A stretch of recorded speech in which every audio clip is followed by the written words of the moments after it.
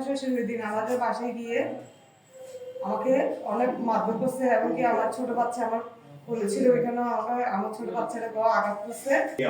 এখন আবিদের অনুসারীদের বলে শাহ আলম, ফয়সাল, তারপরে আব্দুল্লাহ, তারপরে ওনার মেয়ের জামাই হচ্ছে আগে ছাত্রলীগের অনুসারী ছিল। আমার থেকে প্রমাণ আছে, গতকালকে সংবাদ সম্মেলন করছে ওনার ছেলে ছাত্রলীগের সাথে জড়িত। কি ধরনের প্রমাণ একটু যদি বলেন।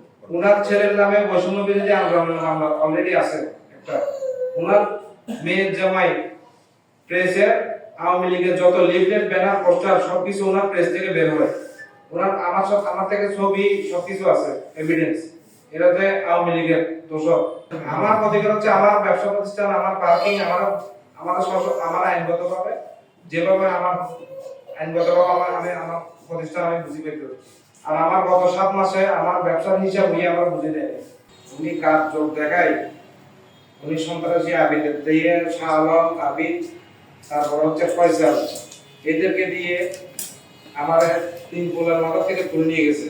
তুলে নিয়ে যায় সৈকত লেভেলের ভিতরে নিয়ে যায় আবিদে আমার সাথে আমার কর্মচারী ছিল, এরে মারধর করছে, আমার অস্ত্র দেখাইছে।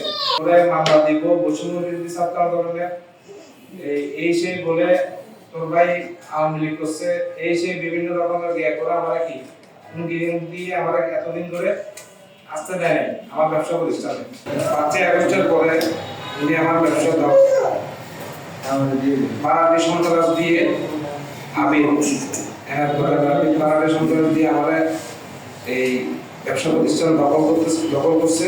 আজকে 8 মাস যাবত উনি আমার ব্যবসা প্রতিষ্ঠান দখল করে ভোগ করে খাচ্ছে। আমার পার্কিং, আমার আইন, আমার এফিডেভিট আছে, টেন্ডারেশন আছে, সবকিছু আছে। ব্যবসা ট্রান্সপোর্টের যে আমি মালিক, এটা ডকুমেন্ট সবকিছু আছে। এলাকার প্রত্যেকটা মানুষ জানে এই ব্যবসার জন্য আমি কি করছি। ওনারে আমাদের গাড়ি অ্যাক্সিডেন্ট হয়েছিল, অ্যাক্সিডেন্ট হওয়ার পরে উনি অসুস্থ ছিল। অসুস্থ থেকে 6 মাস পরে উনি আসার পর ওনারা আমি এই ব্যবসায় আমি 30,000 টাকা পুঁজিতে ব্যবসায় আমি শরীর করছি ওনারে। এই ব্যবসা শরীর করার পরে উনি দীর্ঘদিন আজকে 2 বছর যাবত উনি ব্যবসা করছে।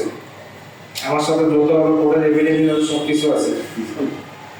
থাকার পরে উনি 5 আগস্টের পরে ওনার থেকে যখন আমার ব্যবসায়িক লভ্যাংশ চাইতে যাই 13 আগস্টের দিকে উনি আমাকে বলে যা হয়েছে সমস্যা নেই, তুমি এই টাকা নিয়ে যাও 20,000, বাদ বাকি টাকা তোমাকে আমি কয়েকদিন পরে দিচ্ছি। 2024-এ তারপরে 17/10/2024-এ আমি কোতোয়ালি থানা তখনকার ওসির সাথে আমি একটা দরখাস্ত দিয়েছিলাম। ওনারা কোনো জ্ঞান না করাতে সেনাবাহিনীর এই মেজর শামস উনি 18 তারিখ আসছিল আমার অফিসে। আসার পরে ওনারা ডাকছিল, আমারা ডাকছিল। ডাকার পরে উনি ডকুমেন্ট দেখে সবকিছু দেখে উনি বলতেছে ঠিক আছে তোমরা পারিবারিকভাবে বসে এটা কে করে নাও। এটা বলার পরে উনি আমাদের জনগণকে বলে চলে গেল।